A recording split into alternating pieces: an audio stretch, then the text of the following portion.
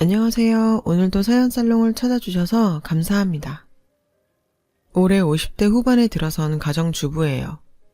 저는 어려서부터 부모님이 안 계셨어요. 남동생 둘과 함께 친할머니 손에 자랐죠. 저희 친할머니는 전형적인 옛날 분이셔서 남아선호 사상이 아주 짙으셨어요. 저희 동생들은 사내아이라 아주 귀하게 여기시면서 저는 남의 집 식구가 될 거니 살림이나 하라며 학교도 잘 보내지 않으셨죠. 그래서 겨우 초등학교만 졸업하고 친척 소개로 공장에 나가 돈을 벌게 되었는데, 그런 저에게 할머니는 매일 아침 출근 전에 동생들의 도시락을 싸게 하셨어요. 저는 어린 마음에 저도 학교에 가고 싶어 동생들 도시락을 싸며 울기도 많이 울었답니다. 그렇게 도시락을 싸놓고 출근하는 아침이면 등교하는 제 또래 여자아이들을 종종 보곤 했는데, 그 여자아이들이 입은 교복을 한없이 부럽게 쳐다봤던 기억이 아직도 가슴에 먹먹하게 남아있어요. 저는 20살이 되고 할머니와 동생들에게 서울에 있는 더 큰 공장에 취직이 되었다고 거짓말을 했어요. 어떻게든 집을 나오고 싶었기 때문이죠. 집을 나와 하숙집에 방을 얻어 그렇게 서울에 정착하게 되었는데, 저도 마음이 모질지 못해서 버는 돈에서 조금의 생활비를 매달 집으로 보냈죠. 물론 할머니는 고마워하기보다 당연하게 받으셨고, 가끔 돈 들어갈 곳이 많다며 보내준 돈으로 부족하니 더 보내달라고도 하셨죠. 동생들이 잘 돼야 집안이 일어난다고 하시면서요. 저는 할머니가 그러면 그러실수록 저 역시 공부를 다시 해야겠다고 생각했고, 낮엔 공장에서 일하고 밤엔 혼자 힘으로 공부를 했어요. 3년을 그렇게 열심히 살다 보니 바랬던 중학교, 고등학교 과정의 검정고시에 모두 붙게 되었죠. 그땐 정말 제가 금방이라도 무언가 될 듯 너무 기뻤어요. 하지만 대학은 등록금의 문턱이 너무 높아 그 이상은 욕심낼 수가 없었죠. 그렇게 저는 최종 학력에 고졸이라고 쓸 수 있게 된 것에 만족해야 했어요. 당시 저에게는 소설가가 되고 싶다는 꿈이 있었어요. 소설가는 글만 잘 쓰면 되지 않을까 생각해서 퇴근하고 저녁때가 되면 책을 읽거나 습작을 했어요. 언젠가 신춘문예에 당선되는 꿈을 꾸면서요. 그 당시 새 책을 사는 게 부담스러워 멀리 있는 헌책방들을 다녔어요. 그곳에서 지금의 남편을 알게 되었죠. 제 남편은 작은 헌책방을 운영하는 사장이었어요. 제가 책방에 갈 때마다 늘 같은 자리에 앉아 책을 읽고 있었어요. 그 모습을 본 이후 나도 모르게 자꾸 그쪽으로 시선이 가더니 어느새 전 남편한테 호감을 갖게 됐죠. 그 뒤 시간이 날 때마다 그 책방에 갔고 책을 보는 척하면서 남편의 얼굴을 몰래 훔쳐보곤 했어요. 물론 매일 책 한 권씩 꼬박꼬박 사왔고요. 뭐라 말을 붙여보고 싶었지만 저에겐 그럴 용기는 차마 없었고 애만 태우고 있었죠. 그러던 어느 날이었어요. 사온 책을 저녁에 읽고 있는데 책 안에 작은 메모장이 들어있는 게 아니겠어요? 저는 혹시나 하는 기대로 메모장을 펼쳐봤어요. 하지만 메모장 안엔 책 제목들만 여러 개 적혀있을 뿐이었죠. 먼저 책 주인이 적어놓은 메모장인가 보다 하고 저는 실망한 채 잠이 들었어요. 그리고 다음 날도 어김없이 남편이 운영하는 헌책방에 갔어요. 그날도 책을 읽으면서 남편을 힐끔힐끔 쳐다보는데 그날따라 남편의 행동이 조금 부자연스럽더라고요. 저는 저 때문에 그런가 싶어 보던 책을 책장에 꽂아놓고 가게를 나오려 했어요. 그런데 바로 그때 남편이 제 뒤에서 "저기요" 하면서 저를 부르더라고요. "네?" 저는 놀라 대답했죠. 남편은 입술을 달싹거리며 말을 할 듯 말 듯 망설이다가 "지난번에 추천해드린 책들 제가 챙겨놨는데요" 라고 말하면서 금방이라도 터질 것처럼 얼굴을 붉히지 뭐해요.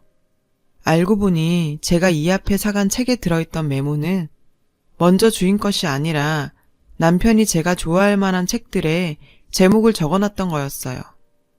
그날 이후 저와 남편은 친한 책방 주인과 단골 정도로 친해졌고 얼마 뒤 자연스럽게 연인으로 발전했어요. 남편은 저보다 10살이나 많은 나이로 등단한 소설가였어요. 저는 저의 꿈을 이미 이룬 남편이 너무나 멋져 보였죠. 비록 무명이라 벌이는 없는 작가였지만 저는 아무 상관 없었어요. 원래 예술은 배가 고픈 직업이라잖아요. 그때 당시는 콩깍지가 단단히 씌인 때라 돈은 제가 벌면 되고 책방도 운영하니 우리 두 사람 먹고 사는 것 정도는 괜찮지 않겠나 생각했었죠. 저는 은근히 남편의 청혼을 기다리면서 연애를 이어갔고 드디어 남편이 조심스럽게 결혼 얘기를 꺼냈어요. 그날도 얼굴과 귀가 빨갛게 달아올라서는 자기는 원래는 결혼 생각이 없었는데 저랑 만나다 보니 결혼하고 싶다는 생각이 들었다고 얘기하더군요. 저는 그 말이 어느 프로포즈보다 더 좋았어요. 그래서 그 자리에서 바로 승낙을 해버렸죠. 그런데 문제는 남편의 부모님이셨어요. 솔직히 예상했던 일이었어요. 워낙에 완고하시고 깐깐하셨거든요. 남편은 혼인신고만 하고 그냥 같이 살자고 했는데 솔직히 제 입장에선 평생에 한 번 하는 결혼인데 드레스는 입어봐야지 싶어서 조촐하게라도 결혼식은 하자고 고집을 부렸죠. 게다가 제가 워낙에 가족의 정이 그리웠거든요. 조금 어렵더라도 노력해서 시부모님께 사랑받는 며느리가 되고 싶은 욕심도 있었고요. 그렇게 시간은 흘러 상견례를 하는 날이었어요. 그런데 글쎄 생각지도 못한 복병이 나타났지 뭐예요. 제 마음을 알 리 없는 저희 할머니였죠. 할머니는 정말 딱 봐도 초라한 행색으로 약속 장소인 식당에 도착하셨고 자리에 앉자마자 이렇게 말씀하셨어요. 우리가 형편이 좋지 않아서요. 얘가 우리 집 생활비를 대고 있는데 그건 끊지 말아줬으면 좋겠습니다. 밑으로 남동생이 둘이나 있는데 아직은 둘 다 어려서 얘 돈 없으면 우린 딱 굶어 죽어요.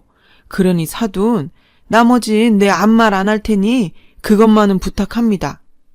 저는 할머니를 말려보려 할머니의 허벅지를 쿡쿡 찔러도 봤지만 할머니는 단호하게 제 손을 뿌리치시고 당신 말만 하셨어요.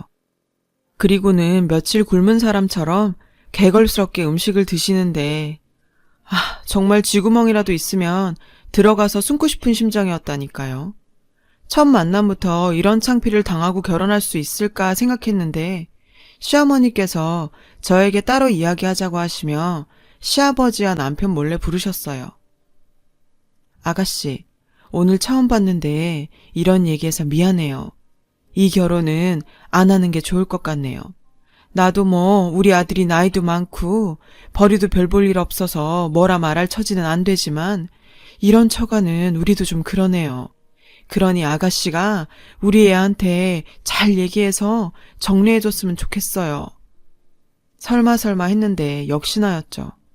저는 식당 화장실에 가서 펑펑 울었어요. 하지만 기다릴 남편과 어른들이 계시니 이제 그만 나가야지 하고 나왔는데 할머니가 세면대에서 맹물로 입가심을 하고 계시더라고요. 그 모습을 보는 순간 그동안 켜켜이 쌓여있던 화가 대폭발을 해버렸어요. 어쩜 할머니는 이런 자리에 나와서 그렇게 말해? 내가 돈 벌어다 주는 기계야?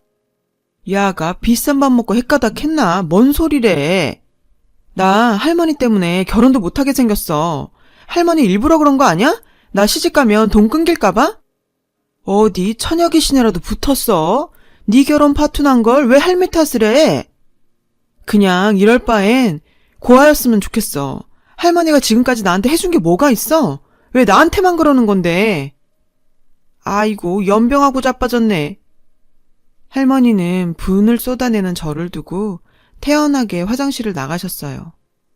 그날 밤 남편은 아무 말도 없는 저를 보며 상황을 대충 짐작을 했는지 거봐, 그냥 내 말대로 하지. 괜히 이 사단을 만들었어. 저는 남편의 말에 한마디 하고 싶었지만 눈물이 터져 아무 말도 못했어요. 그러자 남편은 그런 저를 꼭 안아주며 난 자기 외에는 아무랑도 결혼할 생각 없어. 그러니 달라질 건 아무것도 없으니까 아무런 걱정하지 말고 땀만 먹지 말고 그냥 나랑 살자. 남편의 말에 저는 너무 고마워 남편의 뜻에 따르기로 했어요. 그 뒤 저희는 식은 생략하고 혼인신고를 했고 반지하 단칸방에 신혼살림을 차렸어요. 그러던 어느 날 시댁에서 저희가 식 없이 결혼했다는 사실을 아시게 되었고 어머니가 득달같이 남편의 책방으로 찾아와 저를 부르셨어요. 남편한테 4살 아래 먼저 시집간 여동생이 있었는데 가게에 와서 남편한테 선자리를 내밀다가 남편을 통해 이미 저와 결혼했다는 사실을 듣게 된 게 화근이었죠. 책방 앞에 도착해 긴장하며 안으로 들어가니 시어머니의 얼굴은 딱 봐도 화가 잔뜩 나 보이더라고요. 하지만 어쩌겠어요. 이미 한 결혼 물을 수도 없고 어차피 한 번은 겪어야 할 일이니 눈 딱 감고 각오했죠. 아가씨, 아니 저기 내가 분명 그때 알아듣게 말하지 않았나? 시어머니는 차마 저를 며느리라 부르지 못하고 화를 참으며 말을 이어가셨어요. 죄송해요, 어머니. 제가 많이 부족한 거 알아요. 그래도 이 사람한테 잘하고 시부모님께도 잘해서 인정받고 싶어요. 부족한 걸 알면 그때 내 말을 들었어야지. 시어머니는 꾹꾹 누르고 있던 화를 끝에 가선 어쩌지 못하고 점점 목소리가 높아지셨어요. 제가 하자고 했어요. 내가 이 사람 아니면 안 되겠는데 그럼 어떡해요? 남편이 시어머니의 말을 자르며 다가와서 저를 자기 뒤편에 숨겼어요. 그런 당신의 아들의 모습을 보시고 시어머니는 어이가 없다는 듯 말을 잇지 못하다가 그럼 그냥 혼인신고나 하지 말고 살지. 식도 못 올리면서 왜 신고까지 해? 아버지 동사무소에서 일하시는 거 몰라? 시어머니는 그 부분이 가장 마음에 걸리셨던 것 같았어요. 차라리 동거나 하다 깨졌다면 모든 게 비밀로 넘어갔을 텐데 혼인신고까지 하는 바람에 이력이 남아 들킨 거였어요. 내쳤던 아들이지만 그래도 시아버지는 그런 아들의 이름과 주민등록번호로 아들이 어디에 사는지 누구랑 함께 지내고 있는지 조회를 해보셨나 봐요.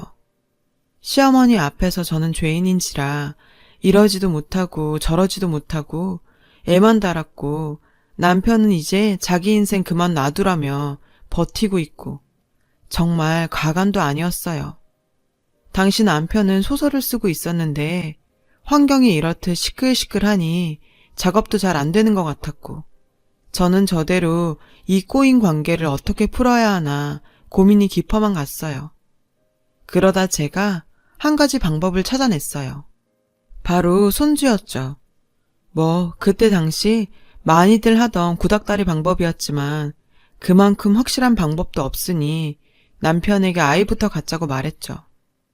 넉넉한 살림이 아니어서 반지하는 좀 면하고 이런저런 이유로 지금껏 임신을 미뤄왔었는데 제가 아이를 갖고 싶다고 말하니 남편도 별다른 도리가 없었는지 그러자고 했어요. 저희는 노력 끝에 이듬해 가을쯤 첫째 아들을 품에 안을 수 있었어요. 내심 남편은 딸을 기대했었지만 저는 아들이어서 더 좋았어요. 저도 저희 할머니 영향을 받았는지 아들이면 시댁에서 더 좋아하실 것 같았거든요. 그리고 제 예상은 맞았어요. 손자가 생기니 시아버지께서 마음을 좀 푸셨고 처음으로 아이를 데리고 집에 와서 밥을 먹자고 하시더군요. 저는 너무 기뻐서 저희 아이가 복덩어리라고 생각했어요. 하지만 막상 시댁에 가니 남편과 아들은 환영받고 저는 푸대접이었죠. 밥을 먹으러 오라더니 한마디로 저더러 밥하고 치우라는 얘기였던 거죠. 그리고 시아버지께서 달력을 하나 던져주시는데 빽빽히 제사와 집안 대소사가 적혀있더라고요. 네가 우리 집 장손을 낳았으니 이제 네 몫이다. 시아버지는 제게 차갑게 말씀하셨고 시어머니는 아무 말도 하지 않고 그저 저희 아들만 물고 빠시느라 정신이 없으셨어요. 평균 적어도 한 달에 한 번은 제사가 있었고 집안 어른들 생신과 기념일 등을 챙기느라 그날 이후 저는 시댁 문턱이 닳도록 들락거려야 했어요. 그렇게 3년 정도 지나자 저는 둘째를 임신했고 그때는 조금 편의를 봐주는가 싶더니 제가 아이를 낳자 몸조리할 시간도 아깝다는 듯 또다시 집안일로 불려다녀야 했어요. 둘째 아이는 딸이었는데 혹시 딸이어서 그러시는 건가 했지만 그게 지금 와서 무슨 상관이겠어요. 제 처지는 달라질 게 없는데. 그렇게 꼬박 9년을 살았습니다. 9년 동안 혼자 집안일을 다 챙기는데 저희 시어머니는 그런 저를 단 한 번도 도와주시지 않으셨어요. 오히려 마음에 들지 않는 게 있으면 꼬투리 잡기 일쑤였고 시아버지 앞에선 어쩐지 더욱 저에게 뭐라고 하시는 것 같아 전 집으로 돌아오면 괜히 남편에게 성질을 부리곤 했어요. 그러던 중 찬바람이 불기 시작하던 어느 날 시아버님이 대장암 판정을 받으셨어요. 그것도 사기였죠. 몸도 쇠약해지신 데다 전이도 연세에 비해 빨라서 정말 손도 제대로 써보지 못하고 장례를 치르게 되었어요. 미운 정도 정인가요? 눈물 한 방울 나지 않을 것 같았는데 제가 글쎄 울고 있더라고요. 살아생전 며느리에게 정 한 번 주시지 않고 떠난 시아버지셨는데 지금 생각해도 제가 그땐 왜 그렇게 울었는지 잘 모르겠어요. 모질게 구셨던 그 모습 하나하나도 정이부터 그리웠는지 살아생전 아버님 모습을 곱씹으며 그렇게 울었나 봐요. 그런 제 모습이 신기했는지 아니면 기특했던 건지 발인을 마치고 돌아오는데 시어머니께서 저를 조용히 부르시더군요. 이제 제사는 애들 조부모님하고 내 시아버지 정도만 하자꾸나. 저는 깜짝 놀라 아무 말도 하지 못했어요. 내 시아버지가 워낙에 자기 집 일이라면 융통성이 없어서 그 많은 제사랑 대소사를 다 챙겼는데 이제 뭐 네 시아버지도 죽고 없는데 그렇게까지 해야겠니? 저는 시어머니의 제안이 너무 놀랐고 그래도 되나 싶은 생각이 들어서 그래도 갑자기 제사를 안 지내면 다른 어른들께서 뭐라 하시지 않을까요? 라고 말했고 그건 나한테 맡기고 너는 오늘 내 식구 다 데리고 내 집에 가서 자거라. 그리고 별다른 일 없으면 얼굴 보지 말고 지냈으면 좋겠다. 내 말 무슨 뜻인지 알겠지? 그렇게 시어머니는 당신 말만 하시고 가시는데 저는 혼자 남아 멍하니 이 상황은 뭘까 생각했어요. 저를 예뻐하지 않으신다는 건 알았지만 보지 말자니 너무 어이가 없고 황당해서 웃음만 나왔어요. 그날 이후 저도 악에 받쳐서 시어머니께서 하자시는 대로 했어요. 몸이 기억하는 제사와 대소사에도 아랑곳하지 않고 모른 척 아무렇지 않은 척하며 지냈죠. 물론 시어머니한테 연락 한 번 하지 않았고요. 나중에 든 생각으론 집안 재산에 대해 일절 주시지 않으려고 미리부터 그러셨나? 뭐 그런 생각도 들었는데 애당초 그런 건 바라지도 않아서 별로 억울하지도 않았죠. 그렇게 3년인가 4년인가 흐른 어느 날 시누이한테 갑자기 연락이 왔지 뭐예요. 시어머니한테 치매가 왔다는 거였어요. 저는 놀라서 상태가 어떠신 거냐 물었고 건망증이 심해지셨다고 생각했는데 점점 일상생활이 힘들 정도가 되었다고 말하더군요. 새언니 미안한데요. 저는 아이도 이제 수험생이고 남편도 뭐라고 해서 집을 비울 상황이 못 돼요. 그러니 언니한테 부탁 좀 해도 될까요? 저는 시누이의 말을 듣고 기가 찼어요. 자기는 힘드니 치매에 걸린 자기 엄마를 저한테 돌보라고 말하는 시누이가 괘씸하더라고요. 그나저나 치매라니.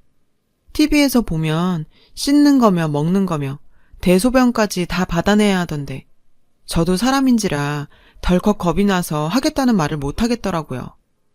막말로 딸도 못하는 걸 왜 제가 하나 싶은 생각도 들었고요. 고민하는 저에게 남편은 당신이 내키지 않으면 하지 마. 내가 본가에 들어갈게. 이러지 뭐예요. 저는 차마 남편에게 그러라고 하지 못하고 다음날 시댁으로 시어머니를 뵈러 가봤어요. 시댁에 도착하니 도우미 아주머니가 한 분이 계셨고 그때까진 시어머니의 치매 증상이 그리 심하지 않으셔서 어머닌 저를 보시곤 대뜸 내가 여기 왜 왔냐고 역정을 내셨어요. 차마 시누이한테 어머님이 치매라는 말을 듣고 왔다는 말은 못하고 요즘 제가 너무 집에 소홀했던 것 같아 한번 와봤다고 대충 얼머부렸죠. 그리고 슬쩍 안방과 화장실 등을 둘러보는데 로션의 뚜껑이 엉뚱하게 닫혀있고 물건들이 다 제멋대로 놓여있더라고요. 평소 깔끔하신 성품이라 매일 쓸고 닦고 정리 하나는 정말 기가 막혔던 분인데 저는 슬쩍 도우미 아주머니에게 가서 어머님이 좀 어떠시냐고 물었어요. 아주머니께서는 저희 시어머니가 점점 심해지고 있다면서 냉장고 안을 보라고 하셨죠. 저는 냉장고를 열어보고 깜짝 놀랐어요. 글쎄 냉장고를 장롱으로 생각하셨는지 옷과 이불을 마구 쑤셔 놓았더라고요. 정리하려고 안에 물건을 빼기라도 하면 어떻게 알았는지 득달같이 달려와 난동을 부리신대요. 그리고 이제 시어머니를 혼자 두는 게 조금 위험해 보인다면서 저에게 가족들과 상의해 결론을 내보라는데 정말 눈앞이 캄캄했어요. 저는 집에 돌아와 짐가방을 꾸렸어요. 아무래도 제가 시어머니 곁에 있어야 될 것 같았거든요. 짐을 싸는 내내 한편으론 어찌나 화가 나는지 이놈의 팔자는 어떻게 편한 꼴을 못 봐. 투덜대며 시어머니 수발을 들으러 시댁으로 들어갔어요. 당시 고등학생, 중학생이었던 아이들을 두고 말이죠. 그 탓에 저는 더욱 마음이 좋지 않았어요. 정작 내 새끼는 챙기지도 못하고 저를 싫어라 하는 시어머니를 챙겨야 한다니. 그 후 제 상황은 정말 최악이었어요. 밥을 드셨는데도 식사를 안 하셨다고 우기시고 씻자고 하면 저에게 물건을 마구 집어 던지셨거든요. 그리고 정말 피하고 싶었던 대소변 실수를 하루에도 몇 번씩이나 하시는데 정말 제가 먼저 미칠 지경이었습니다. 도우미 아주머니께서 낮에는 오시니 그나마 조금 괜찮지만 치매에 걸린 시어머니와 함께 보내는 밤은 너무나 길고 잔인했어요. 어머님의 기억은 점점 쇠해지셨고 급기야 저를 몰라보시는 지경에 이르렀죠. 어떤 날은 저를 보고 엄마라고 하시면서 대성통곡을 하셨고 어떤 날은 처음 듣는 이름을 부르시면서 저희 머리끄댕이를 잡으시는데 이젠 정말 못하겠다 싶더라고요. 저는 바로 시누이에게 전화를 걸었어요. 그런데 그때 밖에서 쨍그랑 소리가 아주 크게 들리지 뭐예요. 글쎄 시어머니께서 당신이 그토록 아끼시던 집안의 큰 화분들을 바닥에 내동댕이 치고 있지 뭡니까. 어머니 도대체 왜 그러세요? 저는 큰 소리로 어머니를 말리며 소리쳤어요.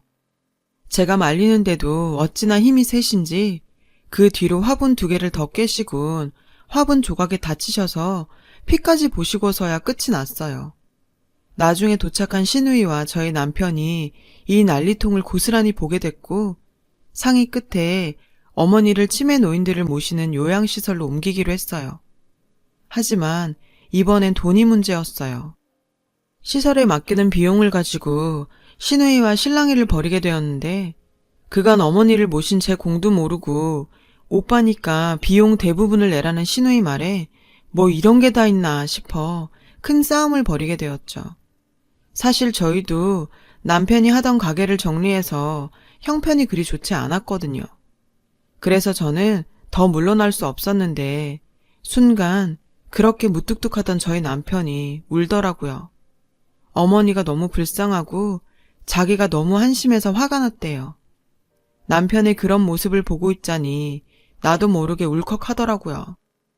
그래서 에라 모르겠다. 어떻게든 되겠지 하는 심정으로 가지고 있던 카드 3개를 번갈아 긁었어요. 그렇게 시어머니를 시설로 보내고 저는 조금 편해진 듯 했지만 몸만 편할 뿐 마음은 오히려 전보다 더 불편했어요. 습관이란 게 무서운 건지 아니면 마지막에 그렇게 화를 내서 마음이 불편한 건지 잘은 모르겠지만요. 결국 저는 시어머니가 어쩌고 계실지 신경이 쓰여서 요양시설로 찾아갔어요. 간호사의 안내를 받고 저희 어머님이 계신 병실로 조용히 들어갔는데 어머님이 색종이에 그림을 열심히 그리고 계시더라고요. 제가 병실 안으로 들어가니 어머님은 저를 쓱 한번 쳐다보시곤 다시 그림만 그리셨어요. 뭘 그렇게 그리시나 슬쩍 보니 형태도 알아보기 힘든 무언가를 아주 많이 공들여 그리고 계시더라고요. 어머니, 지금 뭐 그리시는 거예요? 제가 조심스럽게 말을 걸자 어머님은 저에게 당신이 그린 그림을 보여주시며 우리 며느리요 라고 하시는 게 아니겠어요. 뜻밖의 대답에 전 잠시 당황했어요. 그리고 이내 이 그림이 어딜 봐서 나라는 걸까 의아해서 다시 물었죠. 며느님이 이렇게 못생겼어요? 그랬더니 어머님은 금방 저를 잡아먹을 듯 노려보시는데 기분이 조금 이상하더라고요. 그렇게 구박만 하실 땐 언제고 누가 당신 며느리 못생겼다 하니 화를 내시는 모습에 어쩐지 뭉클했어요. 우리 며느리는 팔자가 꼭 내 팔자같이 불쌍한 애예요. 시집 오기 전엔 제 할머니한테 온갖 구박받고 남들 하는 결혼식도 못 올리고 시집 와선 죽어라 일만 했죠. 정신도 온전치 못하시면서 그런 기억은 어찌나 또렷하신지 저는 목이 메어서 더 이상 아무 말도 할 수 없었어요. 그런 제 사정도 모르시고 어머님은 계속 당신 얘기를 쏟아내셨어요. 그런데 애들 아빠가 워낙에 성질이 고약한 양반이라 고생하는 며느리 잡을까봐 내가 더 모질게 했는데 그게 너무 미안해서 이렇게 색깔 고운 종이에 그리고 있었어요. 그 이야기를 들은 저는 도저히 병실에 있을 수가 없었어요. 그래서 조용히 병실을 빠져나왔죠. 몰랐어요. 어머님이 절 위해 일부러 그러셨다는 걸. 전 정말 모르고 살았어요. 그래서 많이 원망했었고 누구보다 미워했었죠. 어쩌면 시아버지보다 더요. 그런데 그게 다 저를 보호해 주시려고 하신 행동이었다니. 가슴이 아파 도저히 병실에 있을 수 없더라고요. 그 길로 화장실로 달려가 꺽대며 한참을 울었습니다. 그날 밤 저는 남편에게 요양시설에서 있었던 얘기를 전했고 얼마 뒤 어머님을 본가로 모셔왔어요. 그리고 저는 기꺼운 마음으로 다시 짐을 싸서 어머님 곁으로 갔고요. 증상은 더 심해져서 몸은 더 고되었지만 어머니의 진심을 알았기에 그건 그저 육신의 고통일 뿐이었죠. 시간이 지나 어머님께선 잘 드시지도 못하고 기력도 쇠해지셔서 이대로 먼 길 떠나시면 어쩌나 저는 늘 가슴을 졸여야 했어요. 그런 제 마음을 아셨는지 한 번은 제 손을 꼭 잡아주시더군요. 어머님께선 아무 말씀도 하지 않으셨지만 어쩐지 그게 저에게 하시는 마지막 인사인 것 같아 심장이 쿵 하고 내려앉았죠. 그리고 그 일이 있고 3일 뒤 저희 어머님은 정말 자는 듯이 하늘나라로 가셨어요. 장례식을 치르는 내내 어머님께서 제 손을 잡아주시던 마지막 그 모습이 떠올라서 전 오열을 하다 몇 번이나 의식을 잃고 쓰러졌어요. 애미 정도 모르고 컸던 저를 유일하게 불쌍히 여겨주셨던 어머님.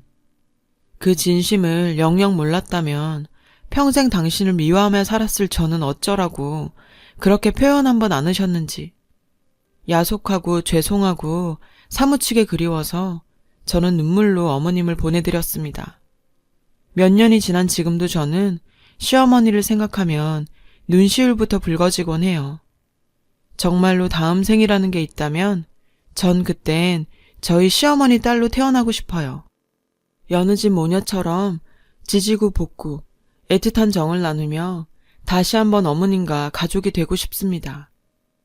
지금까지 저의 긴 이야기를 들어주셔서 감사하고요. 가족들과 따뜻한 정 나누시면서 행복한 겨울 보내시길 바래요. 여러분, 사연 댓글에 응원과 현명한 조언 부탁드려요.